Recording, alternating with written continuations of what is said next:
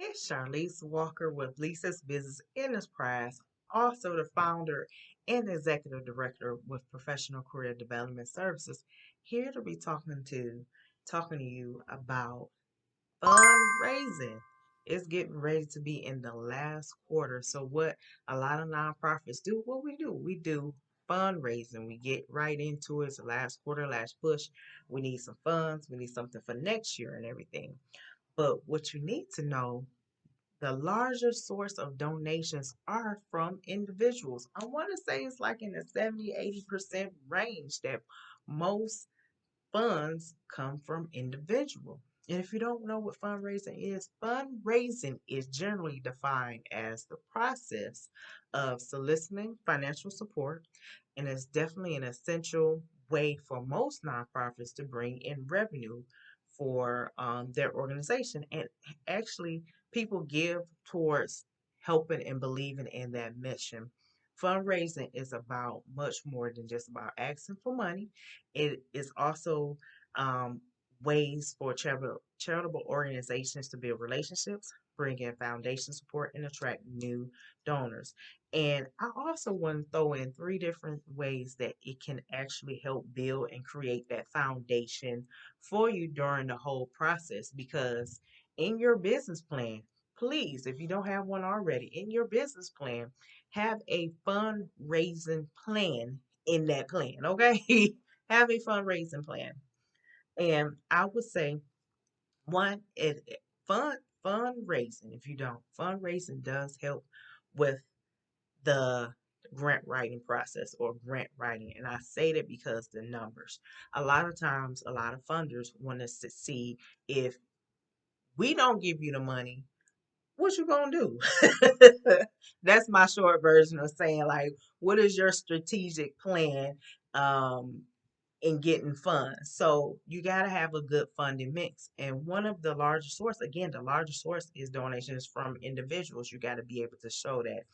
And also with the funding mix, if you have individual support, definitely have a source of revenue. I'll just throw that in there. The second way it helps with your indirect cost rate. If you don't know what an indirect cost rate is, you probably don't do budgets for your organization.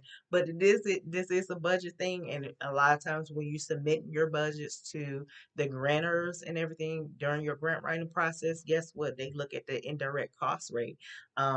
For that, because that is for your income and your expenses. They look at it to be about 20 to 30%.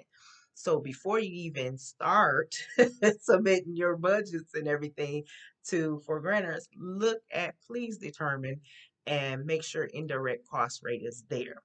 And that could be a reason why they may not be giving you any money. But they like your mission, but they probably won't be giving away. The third thing is what I already said, so you can build genuine relationship, genuine support. People believe in your mission. And if you have that five, and this all derives on that 501(c)(3), y'all. You have your 501(c), they believe in your mission, they believe in what you're doing. A lot of times people will be supporting you all the time. They hear you're doing the fundraiser, you're going out into community. They're going to be the ones that say, hey, I like what you're doing with job preparation, career services, your skill buildings with professional career development service. That is a great thing. I actually have heard this. They're going to support that.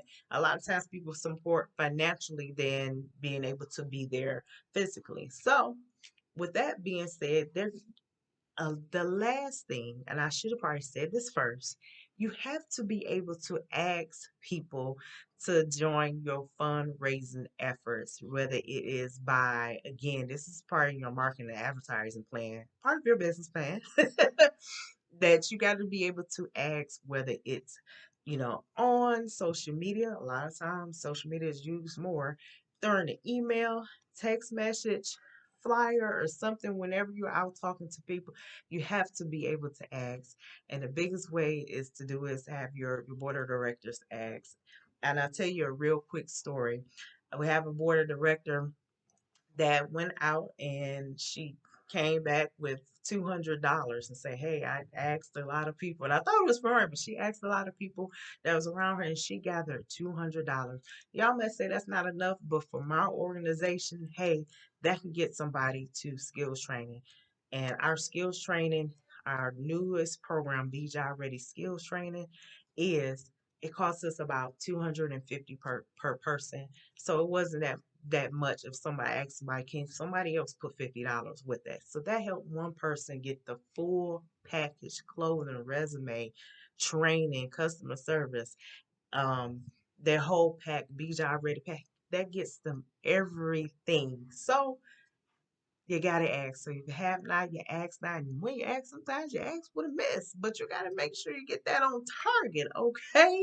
So don't be aware to ask. So if you want to be able to support my mission and what we do in the community and around US based, please go to www.pcdservices.org, or you can text give GIVE 8 to 866-539-3521 to learn more about our organization. Thank you, and I hope those tips helped you today. Okay.